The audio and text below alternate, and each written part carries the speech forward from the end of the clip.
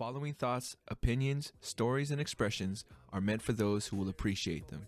If you don't, we hope you keep an open soul to encounter another here on 34 Questions. Peace. In 3, 2, 1. What's going on, folks? Welcome to 34 Questions. I'm your host, 34, and tonight I have a very special guest. Jacob is in the building. How you doing tonight, Jacob? I'm doing really well. Thank you for having me. How are you doing tonight? I'm doing all right, man. You know, to be real with you, it's been a really busy day. And it was my mom's birthday today, so shout out, Mom. Happy birthday to you. Yeah, for sure. But yeah, so I mean, I can't think of a better way to end my day than to, do a podcast. So I appreciate you being here. I know I already thanked you before, but as you'll notice, I'm very thankful. So thank you once more. Of course, yeah. Thank you for having me. For sure. For the folks out there who are unfamiliar with the flow of the show, we do some intro questions, some warm-up questions to set the tone. After that, we'll jump into a few icebreakers. And then after that, we'll turn to the Wheel of Fate, where we spin the wheel and let it guide the conversation. And after that, we'll finish it off with some closeout questions. Sound good to you, Jacob? Sounds perfect to me. All right, man. Well, my very first question for you is, how have you been? You've been doing great. You've been doing good. How you been lately, man? I think I've been doing pretty well lately. I'm notorious for kind of being like more of a in more of a quiet, like sort of I don't want to say depressed, but more of a like sort of a down mood around this time of year. But this year has been pretty good, all things considered. For sure. I mean, we just starting, right? Yeah, exactly. Yeah, I mean, for me, the springtime is probably the time where, like, one of my questions is like, what are your 4 seasons, right? And the springtime for me is always that time where I'm like struggling to keep up with my New Year's resolutions. Like at this point, I'm like, it's like, is it worth it, or am I just gonna? But yeah. No, I hear you, man. I hear you, and all things considered, I'm glad you're doing all right. Thank you. My second question for you in the warm-up is, what would you like the audience to know about you? Well, I am also a podcaster.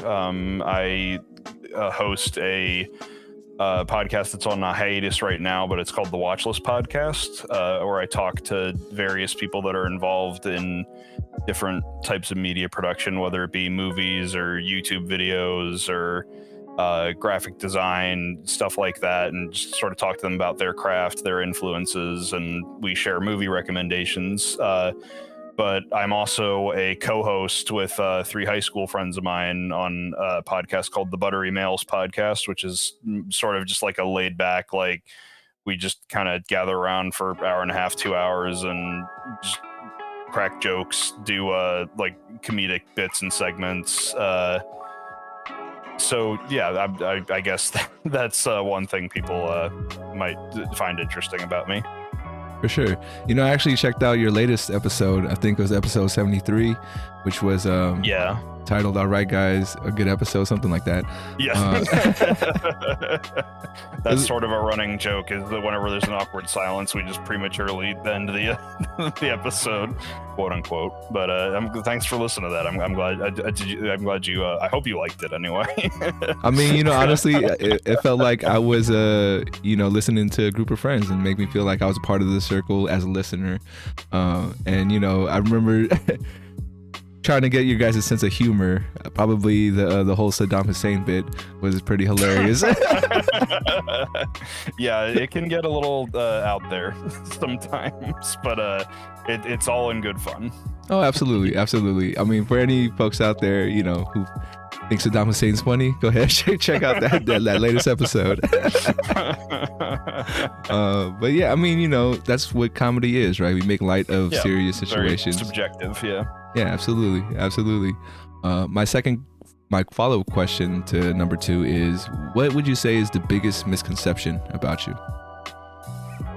I think that it's kind of contrary to what I just said about like being a podcaster. I mean, like I feel like to be a podcaster, you have to have a good ability to like speak and communicate your thoughts properly with others, but in real life I'm very quiet, and I don't tend to initiate conversation a lot of the time. So I think that a misconception that people have about me often is that I am not very sociable, or that I don't really like to talk or joke around, but it just it takes more energy for me, I guess, to like work up to that first step. But once that first step is taken, then I'm there for the ride. No, I got you, man. Honestly, outside of this podcast, I'm probably another one of the quietest people that you know. You feel me? Like, I'm very much more of a listener, which I think works well in this interview kind of setup. But yeah, I mean, I think. Let me ask you, for how long have you been podcasting for? Since the pandemic, pretty much. It was something that I wanted to do for maybe about 2-3 months prior to the pandemic and the shutdown like really going into effect. And then I think I started the Watchlist podcast around maybe like January 2020, and then the Buttery Males was born out of I had a couple of my co-hosts on my podcast as guests, and then we sort of all were like, oh, we should start a separate thing together and just kind of joke around and have fun. So it going on a little over 2 years at this point. I've been doing podcasts. And what would you say podcasting means to you? Like, as far as, any internal gratification that you get? I would say that it's a good stress reliever. I mean, it's just you're talking with friends and people you're comfortable with about shared interests, and it's just like having a conversation with friends that you would have normally. It just so happens to be that you have a microphone and you're recording it. So it's a good especially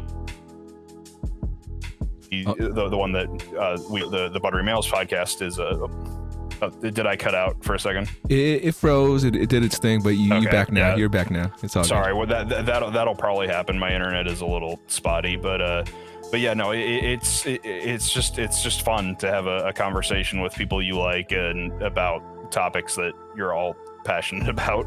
It's a good way to sort of forget about the stress of the day or the week and just have a good time. For sure. And honestly, like, maybe the secondary thing that's happening too is that, you guys are able to, how do I want to say it? Like, record what's happening in that moment, so sort of like a journal entry in your lives. And then, for 10 years from now, you listen to your episodes and it'll bring back that joy, or, bring back exactly that energy. I mean, we all have that. We all have like that one in joke, like amongst our group of friends. So like, it's just like a time capsule. Like you now have an audio recording of that in joke from years prior. That's the way I kind of like to think of it.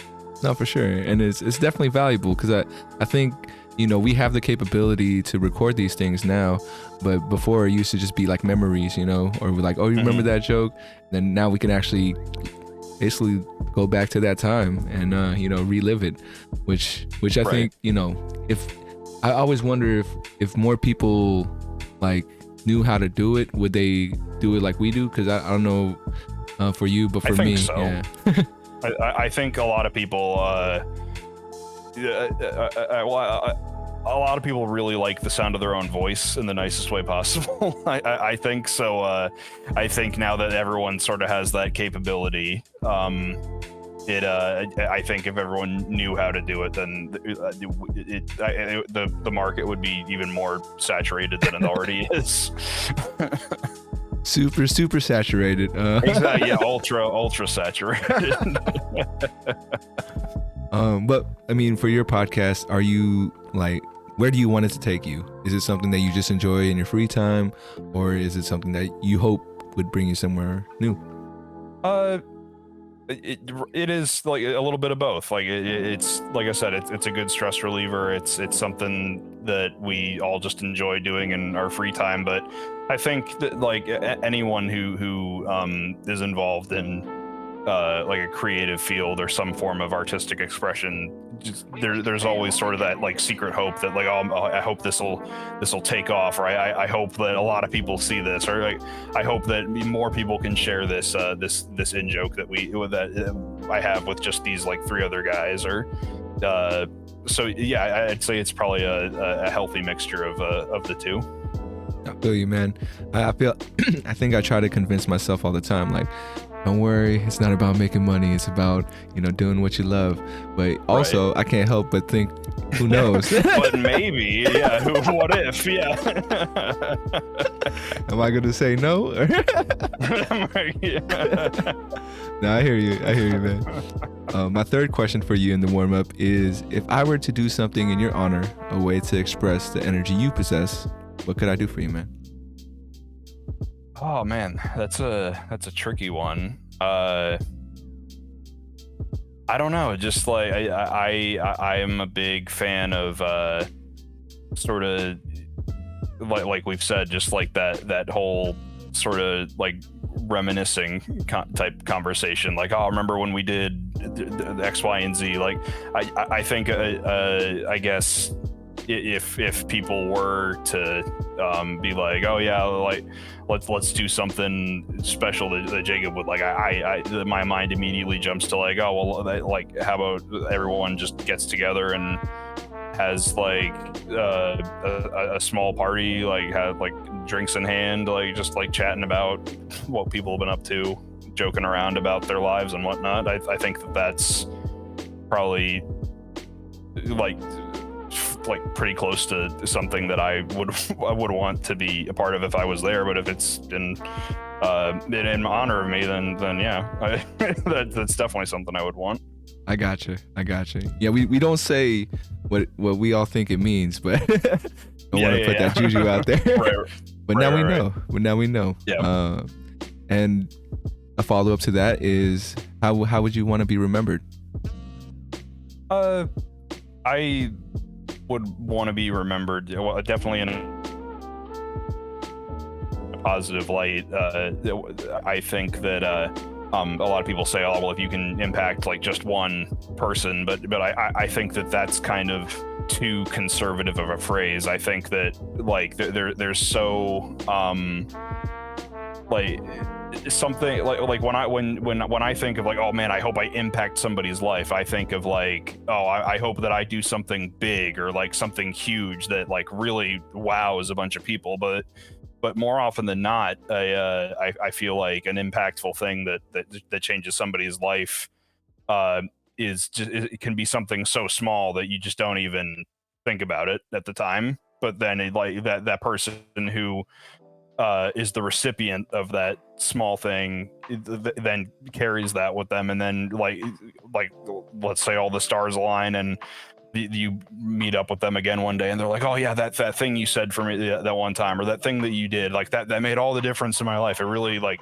put things in perspective and like got me on the right track. And I feel like more often than not, people would go, oh wow, really? I didn't even think about that. Oh man, I'm glad I could do that for you. So I think all that is to say, I think that when people say that they hope that they impact just one person, I think that they're underselling themselves, and that I feel like on any given day, like you could be making a huge impact in somebody's life, or at least a positive impact in somebody's life. So I want to be remembered as, I guess, like the person who like who did that little thing, I guess, for somebody else, because I feel like it's much more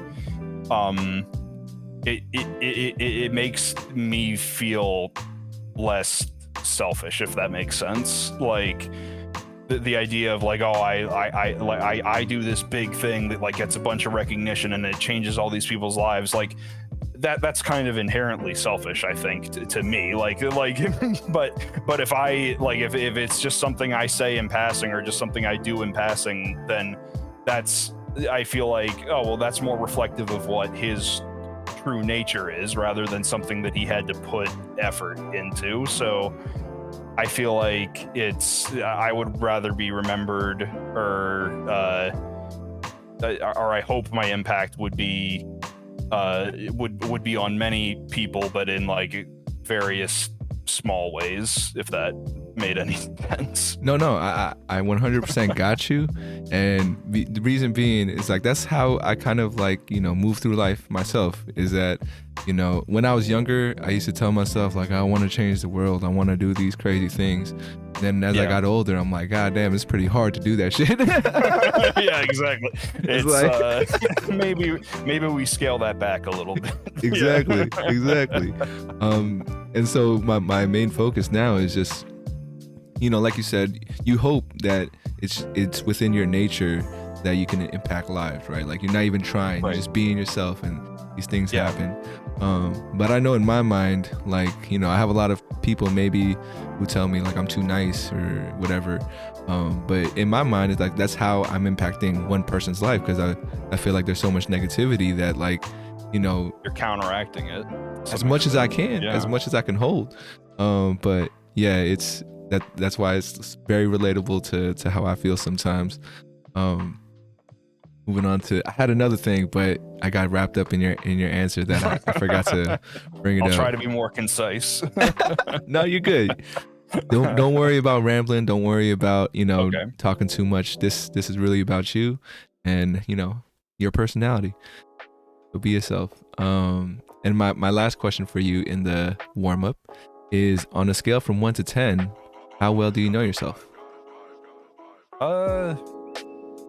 I would probably conservatively say like a 6 or a 7, because I feel like the past few years especially, I went through a lot of big life changes that I thought for a good 3-4 years that I had like the trajectory of my life like pretty much mapped out. Not that like I feel like that kind of inherently sounds pessimistic, but like to me it was like, okay, well, the things are lining up and it's not 100% of what I want, but it's most of what I want, and I'm really happy things are going this way.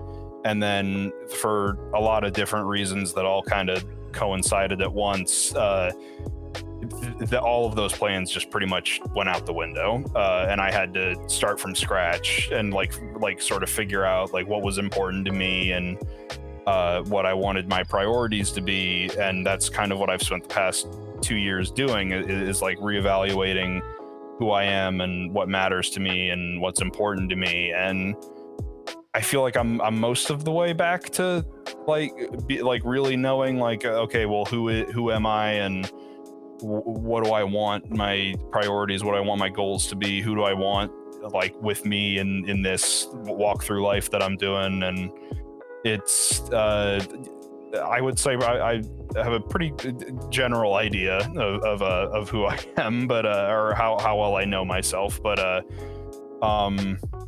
I would hope that there's also that I always have at least some sort of element to surprise myself with.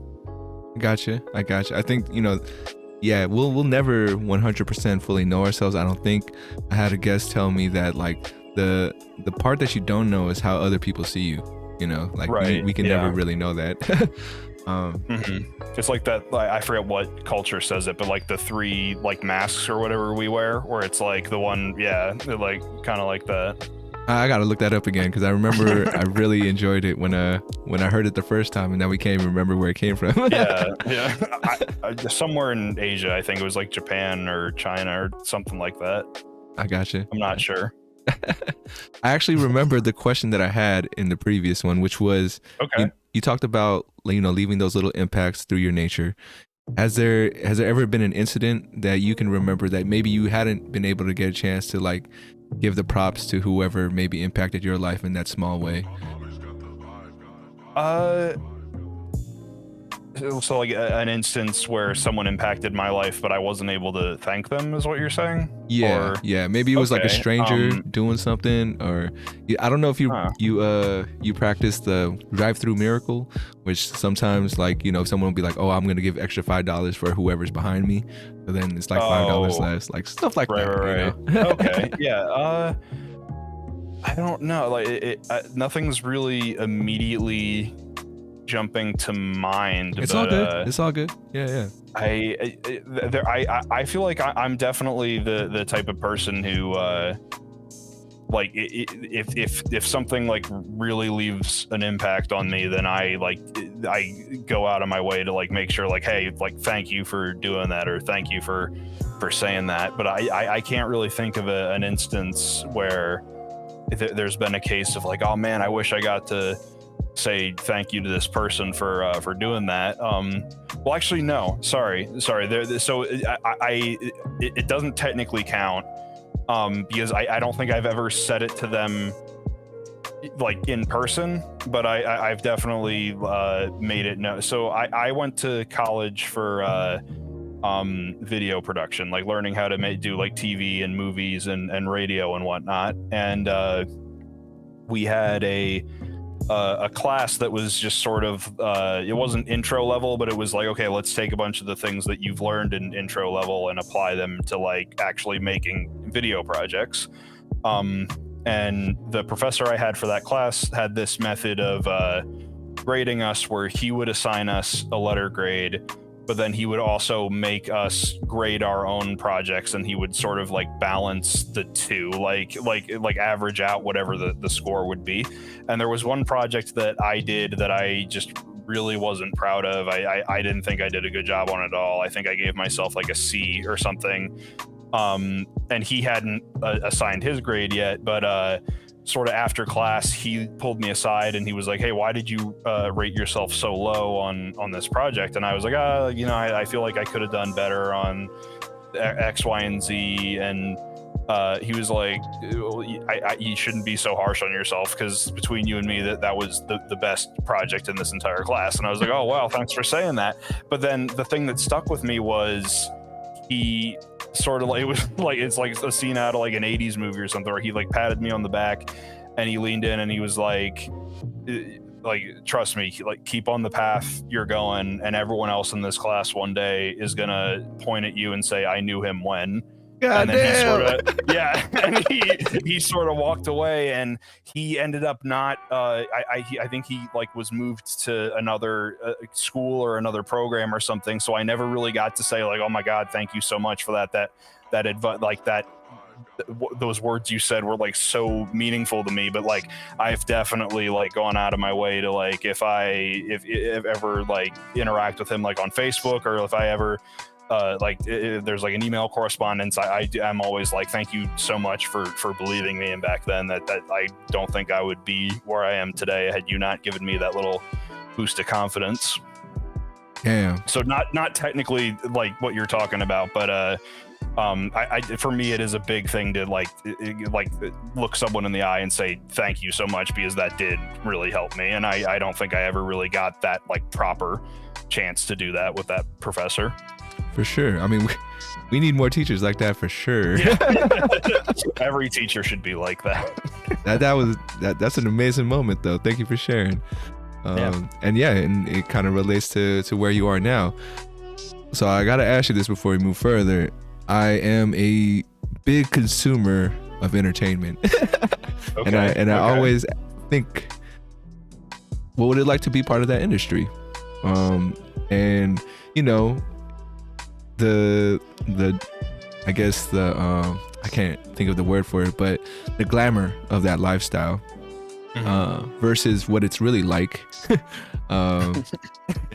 Is it as like long hours, excruciating sometimes? I'm working on projects.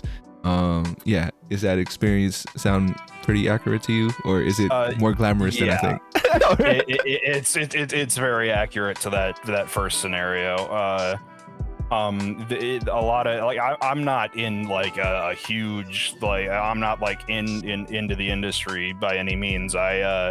I won't say exactly what I do, but I work for like my local PBS television station, so like public access TV. We broadcast like, you know, your Sesame Street, your Mr. Rogers, and all that. But then I'm mostly involved with the like stuff that's produced locally for the people that are like in my surrounding counties, and it's the shows that I work. It's not always stuff that I'm interested in. It's maybe like a 75-25% split of I'm just doing this to like because I have to, versus like, oh man, I'm really passionate about this project and I really want to make sure that it's good.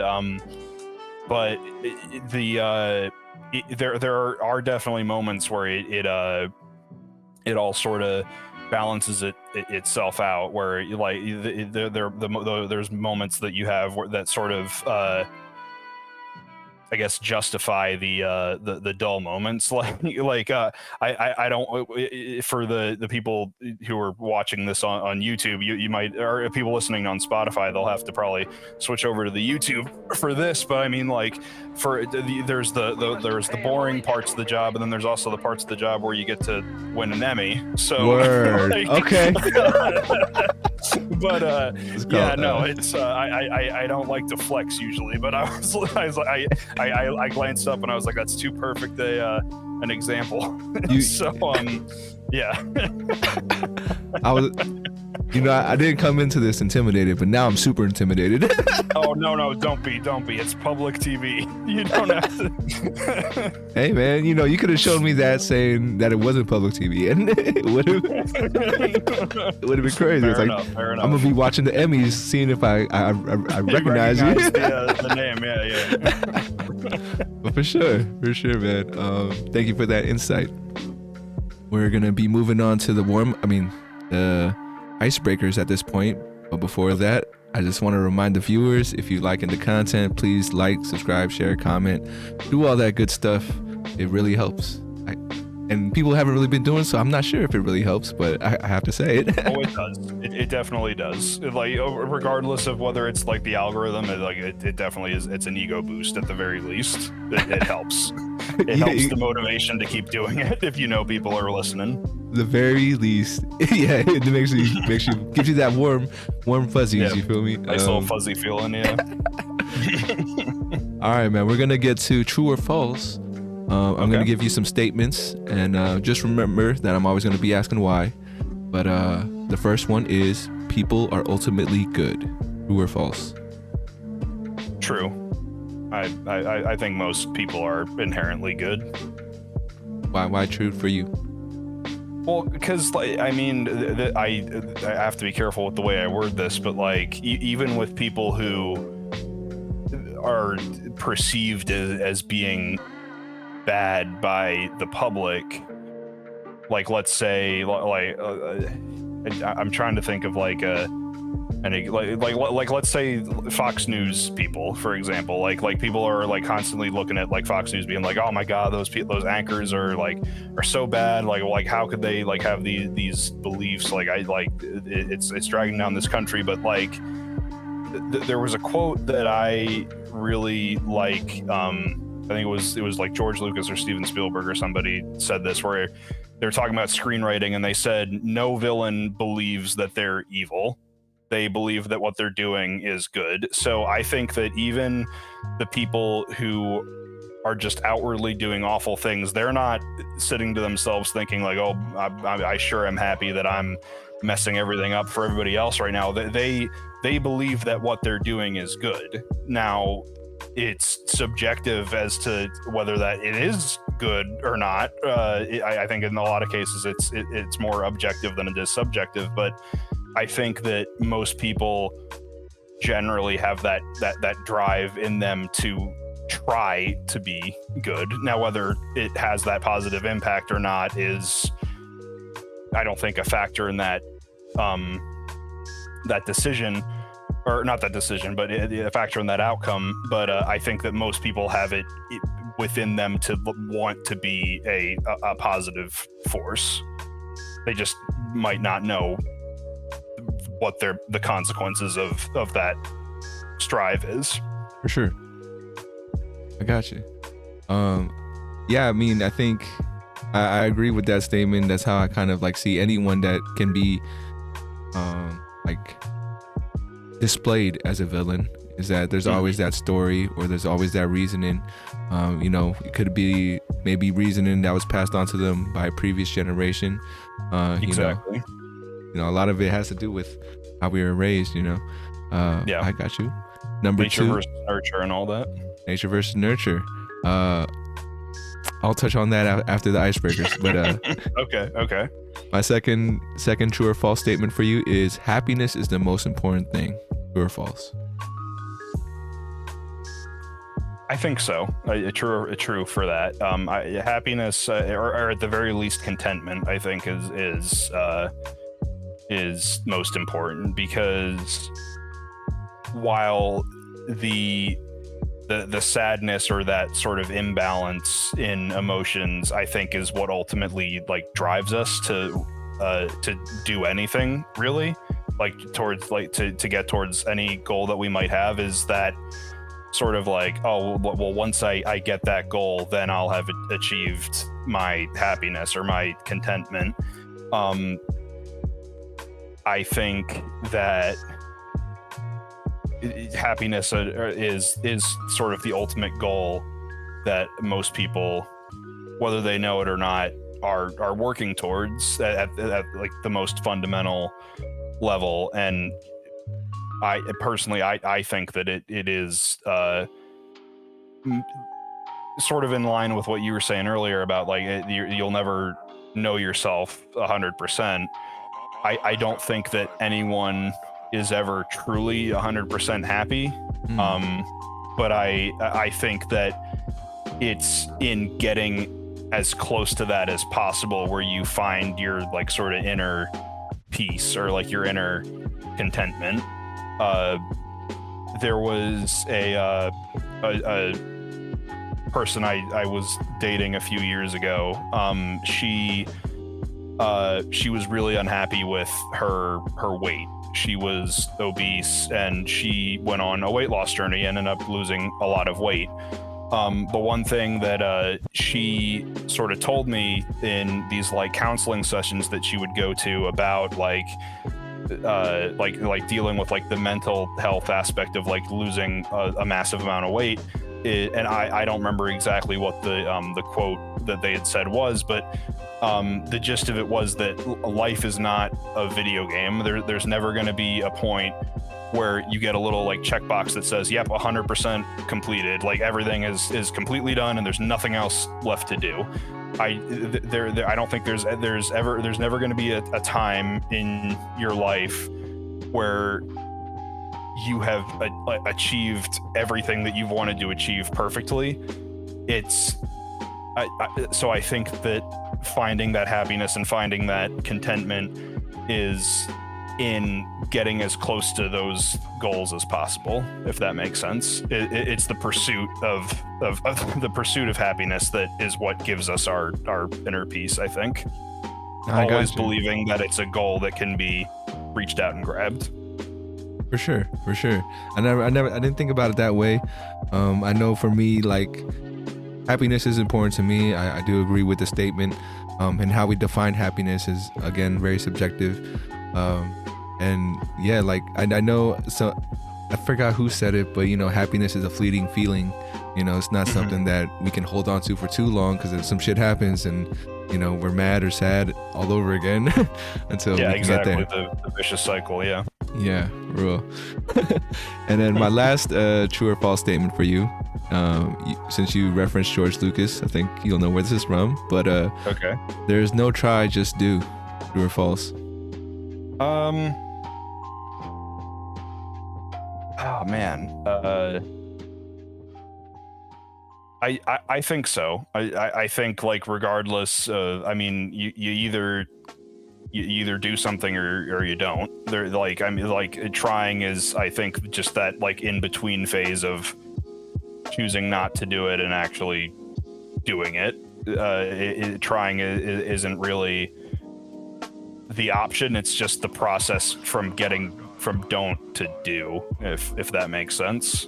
I got you. Like I mean, you can roll out of bed and say, "Oh, I'll try to have a good day," but like subconsciously, you've already kind of decided whether you're going to have a good day or not. I mean, there are outside factors that can sway that decision, but if you roll out of bed thinking like, "Oh man, I'm going to try to have a good day," I feel like more often than not, you're more susceptible to those negative influences that are going to make you think that like, oh man, well, I'm trying to have a good day and I'm not. Like, no, you subconsciously told yourself I'm not going to have a good day today. I think that it's very important to sort of recognize that, like, okay, there's going to be things that happen today that are outside of my control, but everything that I can control, I'm going to make that positive. I'm going to try and I'm going to try and hold on to all the natural positivity that I can,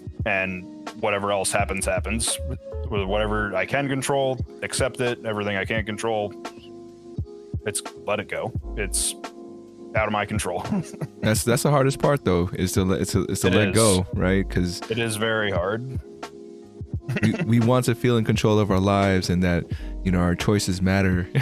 But sometimes there's just like life is a lot bigger than us, and the universe is a lot bigger than us. So yeah, I mean, that's what I try to keep in my mind when things don't go the way I want them to. And like, even with this podcast, I think I just started getting comfortable saying that I'm doing it. For the longest time, I'm just trying. Like, I guess I didn't see the results that I want to see, so it never felt like that I was there doing it. But I think I've had a lot of guests like yourself just kind of clarified for me that the fact that it's getting done means you're doing it. So exactly, yeah, it's like physical, well, it's kind of physical proof, the digital proof that it's getting done. For sure. All right, man, we're gonna move on to the second icebreaker. Trust me, it's gonna go a lot faster. It's gonna be word association. I'm gonna just throw words at you. You give me the first thought that comes to mind, and then I'll let you know right now. The record has been 9 words in 34 seconds. So let's see if you can bump that up a little bit. You see the timer, I hope, on your screen. Yes, I do. Yeah, right. Yep. All right, here we go. In 3, 2, 1. Oh no. Mess up? No, I didn't. All right. 3, 2, 1, go. Love. Happy. Art. Creative. Culture. Diverse. Hope. Inherent. Failure. Optional. Crazy. Whimsical. Brilliant. Excellent. Passion. Love. Gotcha. You hit 8. You hit 8 there. I hit 8. Okay. I want to dig a little deeper in one that you mentioned, which was failure, and you said optional. I feel like I've come across a lot of folks who say failure is not an option. So, but you said it was optional. What do you mean by that? It just goes back to what I said earlier. I think that failure is more often than not a choice. I mean, again, there's always going to be those outside factors that are beyond your control, and I mean, sometimes things just aren't going to work out the way you want them to. But I think that the biggest reason why people fail is that they're too afraid to try, if that makes sense. They accept defeat before they even start. So in saying I could start a podcast, or I could go out and do this, or I could go make this short film with my friends, or I could become like a Twitch streamer, like name any creative pursuit, and then they go, yeah, well, no, I don't think I will. I wouldn't be good at it. Then you've already told yourself, I am a failure, I'm not going to be able to achieve at that, when you don't even know, you didn't even take that first step. So I think that people kind of assume that failure is inevitable, but I'm more of the mind that in most cases it's an option that you choose rather than than something that's outside of your control. I gotcha. Would you say was that something that you always kind of knew, or was it something you kind of grew into, like having that mindset? I definitely grew into it. I think that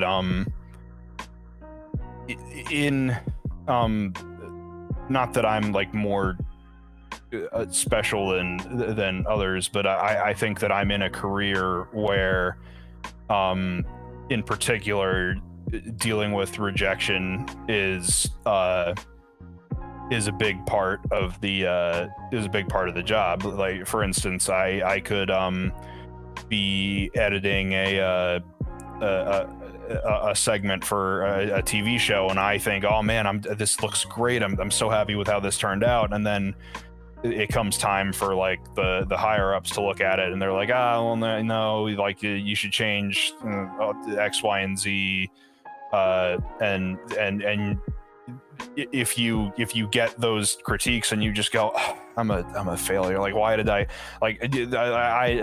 those weren't good choices I was making, I don't even know what I'm doing, then you'll never get anything done. You have to say, okay, well, like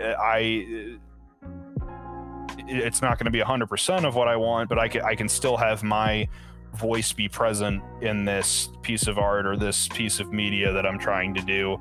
I just have to take in these critiques. Like so I think like at least other people perceive the sort of media industry as you have to deal with a lot more rejection, I feel like, than well, not even just the media, just any sort of creative pursuit in general. You will have to deal with rejection and the possibility of failure more often than in a lot of other fields, I think. But I think that your true self is revealed, and your character is sort of refined in how you take those rejections or how you take those failures, whether it be in stride or you just roll over and be like, oh, woe is me.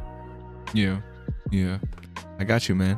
I'm sorry, I have to push this a little further just to let you know. No, yeah, we made it to we got about like 15-20 minutes left in the podcast, and we're gonna get to the wheel right now. Okay. But I want to thank you again for stopping by. But here we go. Of course. All right. Here goes the wheel. I'm going to give it a spin.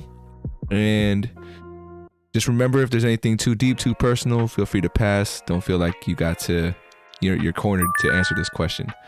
Okay. Number three. Three. This question is, when was the last time you forgave yourself? When was the last time I forgave myself? I don't know if this is for sure the last time, but I think that it is like that's more often than not a subconscious thing. Is like the fact that we like put something out of our mind is sort of by default us forgiving ourselves. But there was a really big argument that I had with someone who was very important to me,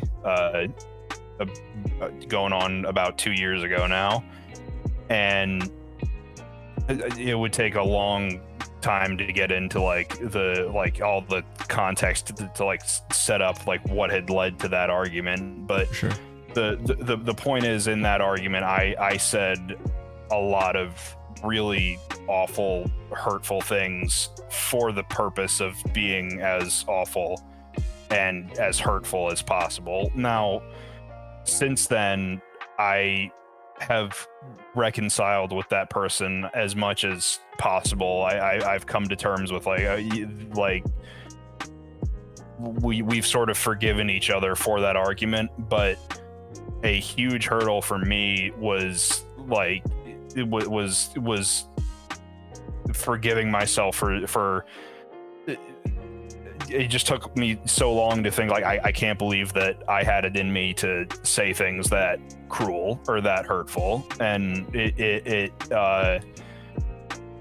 really was a big effort for me to sort of say, okay, well, you know what, like, you're justified in being upset.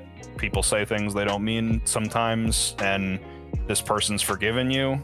The only person holding on to this is you.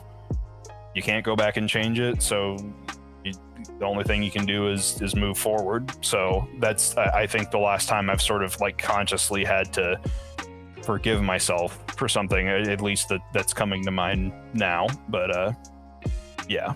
I gotcha. Thank you for sharing that story. I know it's not always easy. It did remind me of another Asian parable, I would say. I don't know, maybe you heard this one before. You had the two guys crossing a river, and then like somebody needed help. So then one guy offered, I'm gonna carry you. They carried each other, and then the two guys kept walking, and then later on the guy's like, yo, why'd you do that? Or somebody like, why did you carry that person? You knew they were like a bad person. And then he's like, the dude was like, oh, I actually let go of that person a long time ago. It seems like you're still carrying them like up to this point. So it was just like, oh. I like that a lot. One of those moments, you feel me? One of those, yeah, definitely one of those moments, yeah. Here we go with another spin. All right. I thought you were gonna get 3 again. Say, yeah, Number 4 is, how much do you believe in yourself? Probably about the same amount that I know myself, if that makes sense. I think that to believe in yourself it is one and the same as knowing yourself. It's having faith in your capabilities and your sensibilities and what your goals are and whatnot. So I think that you can only really believe in yourself as much as how clear your vision of your goal is. I got you. I think for me, I've had I know you don't know too much about me, but I've had 17 jobs in 10 years. Wow. Yeah, that's dedication. I'm over here talking about getting rejected a lot. I don't know anything about rejection. Oh yeah, for sure. There's been plenty of jobs where I didn't get them. But yeah, it's something where for the longest time, you know, I had this irrational belief in myself, even though I didn't really have a clear goal at the time. You know, for me, it was, that was like my day job, right? 17 jobs in 10 years. And then as far as my passion and things that I was pursuing outside of that, I first wanted to be a rapper. Then my second dream was to start a clothing brand. And each time, you know, it kind of felt like there was always going to be that point where I stopped believing. And I think maybe that's when the goal was like, I know for rapping and for the clothing brand, one thing that really affected me was like, I think my identity was too wrapped up into it. You know, like anytime I had to introduce myself, it was like, oh yeah, I'm so-and-so, I'm a rapper, or I'm so-and-so, I'm I own a brand. And like with this podcast, it's like, I feel really comfortable not having to make it a part of my identity when I introduce people, basically. And I think that keeps me, you know, believing that this is the real thing for me. You know, it's not something I'm using to boost my ego, even though it does sometimes, you know, like you said, the warms and fuzzies. But yeah, I think that's what helps me continue to believe in myself, because I know it's not just about that. Yeah, just wanted to share that. I think we got time for one more spin, and before we move on to the closeout questions. Oh my God, that's incredible. It's one of those days. All right. Before I try one more spin, is there like a lucky number that you have that maybe you want to try to tackle? My lucky number is 2. 2, 3, 4. 2, 3, 4. I think straight or a flush or whatever that is in poker. Yeah. We'll go with number 2. All right. And this one is, who do you think you are? I think on the most basic level, I am just an average, decent person. Like, I don't think that I'm more special than any other John Doe out on the street. I'm just me, and that's it. That's it. Yeah. I got you, man. I got you. Just as a reminder, and I'm sure you got folks around you that probably think you're extraordinary, man. So thank you. I appreciate that. Just reminding you. All right, man. So we made it to the closeout, but before we get there, there's this exercise I would like you to participate in. It's called the 34th mantra.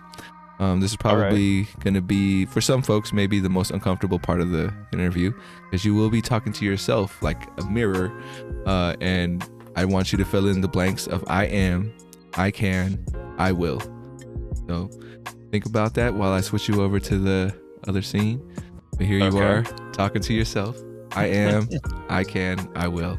Go for it. I am not defined by my past mistakes. I can do better than I think I'm worth, and I will prove myself. I will prove my doubts wrong. I gotcha, man. Gotcha. Now you have a little reminder of yourself, and maybe one day you can edit that little statement in some future project. You feel me? Yeah. But, definitely. All right, moving on to the closeout portion of the show. This next question is a show love. Is there anyone you'd like to shout out, or say thank you for being you? I would say probably the first person to come to mind would be my dad. I feel like I get a lot of my sensibilities about what's important and what I should strive for from him. I get a lot of my sense of humor from him, and when I just sort of think of like the default of what a good person should be, he's what comes to mind. So I don't want to say what he does for work, because he's not really a fan of like being public or like getting that recognition. No worries. But he does work, and thankfully he's almost to retirement, so he'll be able to relax a little bit. But he does work in a field where it's pretty thankless. Like you don't often get the pat on the back being like, hey, you did a really good job. So I think that if there's anyone out there who deserves like a, hey, thank you for everything that you do, both professionally and personally, it would be my dad. Sure. Shout out to Pops. My next question for you is actually from my previous guest. You might have a similar answer to a previous question, but go for it one more time. Shout out to Brooke. Brooke's question for you is, what would you like your legacy to be?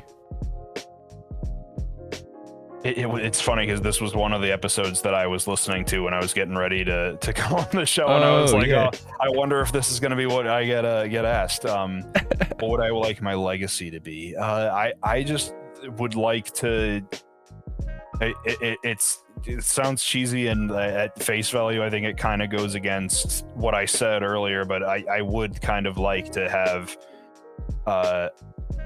as much of a positive impact as I can. I think that the most that you can really ask for in a legacy is that you're remembered or remembered positively. So I think that anything that I can do while I'm still here to make that legacy is what I would like to be known for, is the person who always tried to make a good impact, always tried to make people smile, was fun to be around, all that. I got you, man. I got you. And second question is, what would you like your descendants to know about you? Oh, my bad. Damn. Fucked up. I fucked up, man. That's why we have editing. So, yeah. Which honestly, a lot of my episodes are not edited at all, except I add that like music track in the background, which is fine. Right. Which is, I like people seeing me mess up. But what would you like to ask the next guest that comes on to 34 Questions? I used to when there was a brief period in time where I wanted to be like a TV anchor or like an interviewer person, and one thing that I would always like to sort of end an interview on is what has been the proudest moment of your life? Got you. What has been the proudest moment of your life? I'm just writing it down. Okay. If you see me looking down. But for sure, I got you.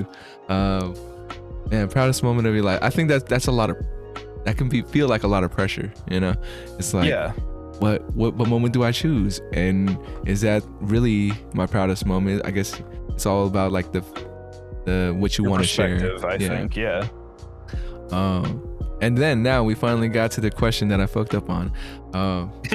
Question that ties everything together. 100 years from now, your descendants are watching this video. What would you like to tell them?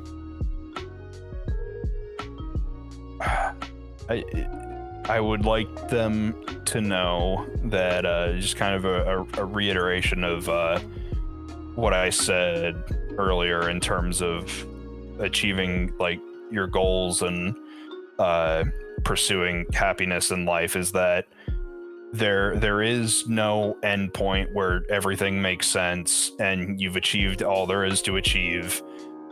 I used to think that I was like a person who was all about the destination, but I think in the past few years I've really kind of pivoted and become someone who really values the journey more than that final endpoint. So I would say to you, my descendants watching this in 100 years from now, that don't forget to stop and enjoy the view every once in a while. Don't be afraid to look back and say, wow, look at how far I've come just to get here. Imagine where I'll be a few weeks from now, a few months from now, a few years from now. Enjoy as much of the process as you can, because that end post is always moving further and further away. No matter what you do, you're never gonna. I don't think it sounds a little pessimistic that you'll never reach that end post, but it's the end post. Sometimes it changes. Sometimes you decide, oh, well, I don't want to go for that end post anymore. I want to go for that one. So just enjoy that journey to whatever that end post is. We got you, man. We got you. All right. Well, we made it to the end of the podcast.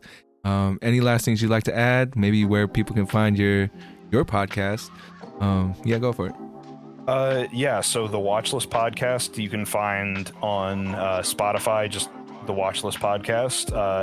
I also upload it to YouTube, which is just my name, Jake Boyer. Also check me out on the Buttery Males podcast. You can also find us on Spotify and on Instagram at the Buttery Males Pod. There's a link tree there with all of our other relevant links and information. But yeah, that's where you can find me if you want to hear more of me.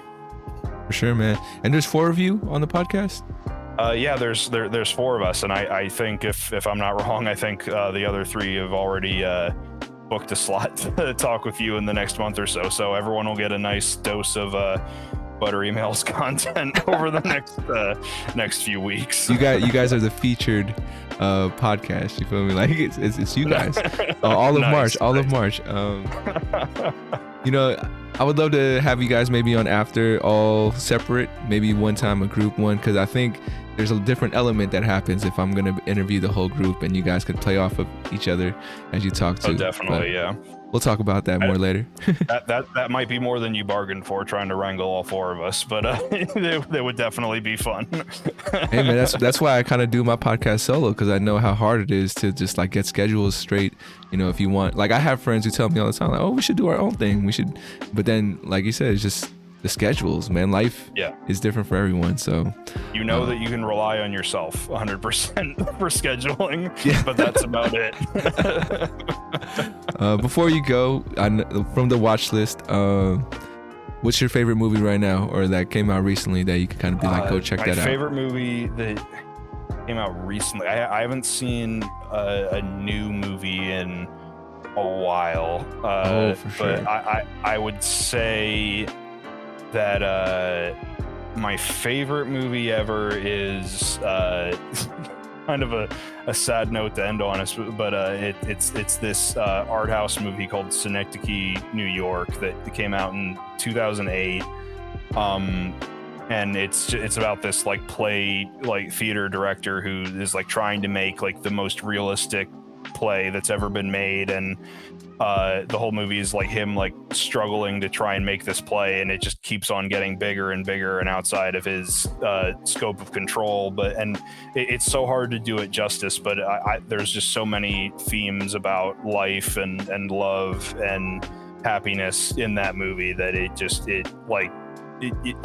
for me anyway, it makes me like bawl my eyes out every time I watch it. But it's such a powerful experience, and it really, for me anyway, reminds me of like what's important in life and valuing relationships and happiness while it's around.